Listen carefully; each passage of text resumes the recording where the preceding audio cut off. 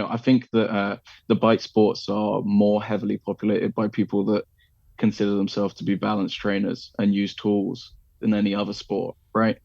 Yes, very, So I'm very just wondering, is it to do with the methods of training that go on in the sport, or is it the sport itself that they see to be problematic? totally. There is definitely a relation, definitely. But I think, well, my take will be not liked by a lot of people that will listen. But my take is that if you are training this kind of like protection sports, and you don't use any aversive, you can be successful to certain level, but it's a very long road, and nobody has been yet.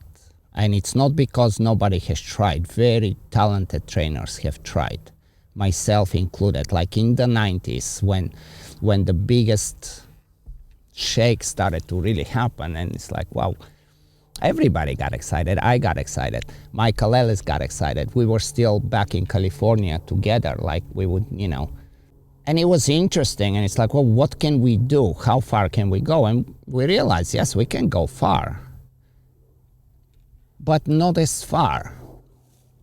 And we found that it's in some ways makes it harder for the dogs because the puzzles that they are presented with are not so easily resolved than if we have some element of aversive training in there. And the whole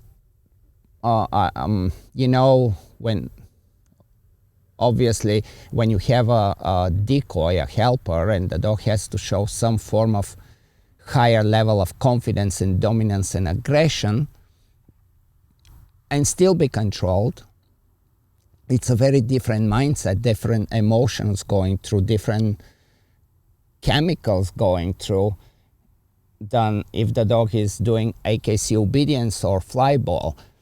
And we can, we certainly could use a lot of differential reinforcement and a lot of negative punishment and a lot, like there, we know, just like everybody else know, we know what we can do.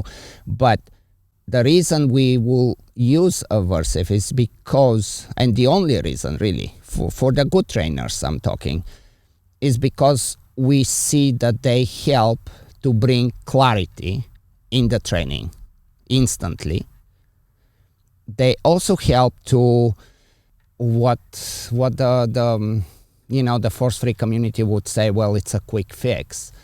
And to me, quick fix is it's a beautiful thing. It's labeled incorrectly, because if there is a faster way that you shorten the timeline of a struggle, I look at it overall as a huge benefit and not as a disadvantage, which I'm sure we will get further in our conversation about this. But that's my take on the, like we are protection trainers. We try to do the best we can, at least again, big percentage, I would say, of people that want to be successful. We try to learn from everywhere. We share knowledge, and we're not stuck in one way. The moment there is a better way, we will not stop because of a narrative. It's like, well, no, I mean, it's beautiful. That works. Why would I not use it? There is nothing in ours, even our mentality to be like, oh no, well, why would I use clicker? Well, if the clicker works for you and you are having results, why would you not? I think this is a topic we should definitely explore more. And I think part of my role as kind of being a guest on this podcast, Ivan, is definitely to ask hard questions. So I hope people don't get mad at me for doing that. It's not out of any kind of dislike or anything like that. Um, in all of the other, I feel a responsibility, Ivan, for us to have this kind of like almost hard conversation. I expect Um, this from you. This is like I exactly. very absolutely seriously like I like this is where we need to be. Yes, I 100% agree. So let me kind of challenge that a little bit.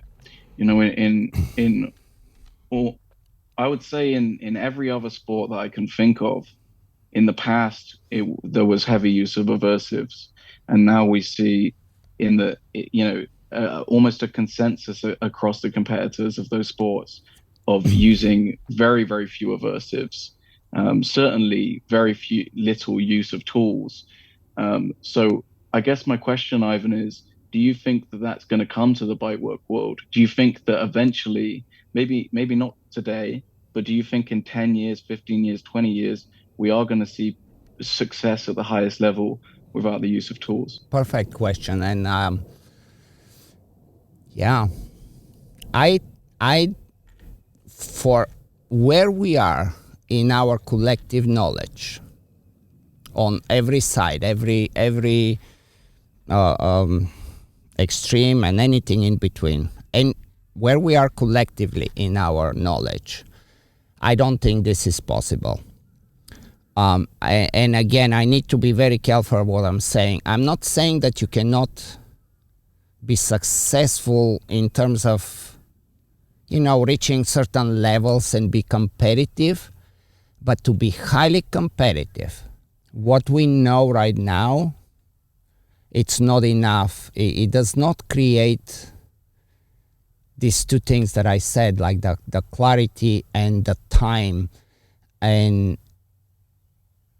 we either have to try to change how the dog perceives protection to where it becomes a little more of a game. This is when, for example, monduring, if any sport, probably monduring will be the closest that could go much more full all in without use of aversives, simply because the dogs don't have to work in that mindset there. A dog in IGP has to go in the blind and has to show some dominance, which I think we will talk about dominance as well at some point. And when we talk about dominance, we're talking about highly self-confident dog that says, I will neutralize you no matter what you try, but please try. Like it's a clear challenge from the dog's part, because that's how they are trained to highly believe in themselves and their abilities. And when you top that with the right genetics, they totally enjoy it. It's like any kid that goes to a gym and does martial arts and realizes that they have talent for this, that they're not just there because the parents don't have time to spend with them and they're just, spending 3 hours at the gym for the wrong reasons. So I don't think that, unless the rules continues to change, like for example, in IGP right now, this day is a very interesting who are they, but slowly but surely, now we since January 1st, there are no stick hits in competition to be done.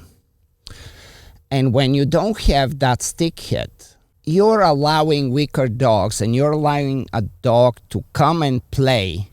And we basically are changing, let's say, a full contact martial arts fight in a ring to those fake, whatever you call them, the WW, the wrestling things that, they kind of do the fake slaps. And it looks very attractive and it's all, but everybody knows that there is nothing closely related to actual fight.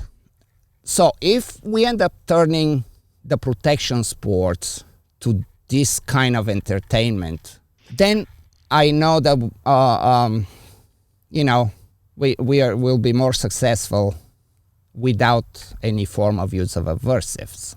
Now, I see many benefits of the protection sports and the ability to use aversives because, for example, in IGP, if you make the dog listen to you, but the dog acts concerned, acts suppressed, acts worried, being from the helper, being on the field, being by the handler, all this today will be very highly punished by the judges.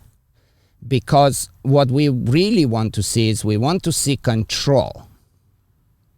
But we want to see a highly confident dog that is not afraid of the owner or the decoy or the boogeyman that's going to come from somewhere. And this is not the way, this is what we did, 30 years ago. But we start to learn that we don't have to sacrifice one from the other.